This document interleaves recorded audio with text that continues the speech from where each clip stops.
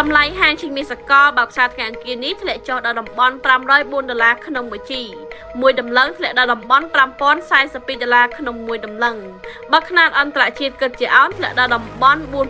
$4186ក្នុងមួយអោនហាងឈីមីថ្ងៃទី9ខែ12ឆ្នាំ2025នេះដោយយើងគិតត្រឹមម៉ោង1រសៀលនេះតម្លៃហាងឈីមីគឺមានការធ្លាក់ចុះមកវិញ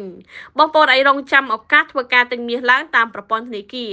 សម្រាប់តម្លៃបច្ចុប្បន្ននេះបងប្អូនអាចរងចាំទិញមាសនៅតំបន់$4170ក្នុងមួយអោននិងតំបន់$4150ក្នុងមួយអោនតំបន់នេះប្រសិនកាលណាមាសធ្លាក់មកបំបីមិនដាច់ទេ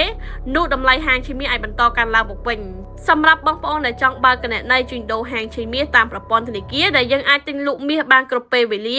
24ម៉ោងក្នុងមួយថ្ងៃពីថ្ងៃច័ន្ទដល់ថ្ងៃសុក្រព្រឹកថ្ងៃយប់បងប្អូនក៏អាចធ្វើការទិញមាសបានគ្រប់ពេលវេលាជាពិសេសបងប្អូនតម្កល់ដើមទុនតិចប៉ុន្តែកក់មាសបានច្រើនគីឡូ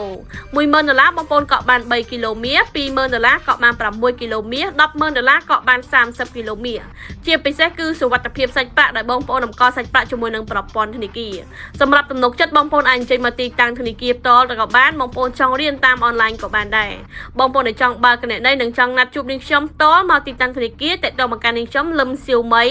តាមរយៈ link Telegram និងលេខទូរស័ព្ទខាងលើនេះបងរៀនប្រឹក្សាជូនបងប្អូនដោយឥតគិតថ្លៃ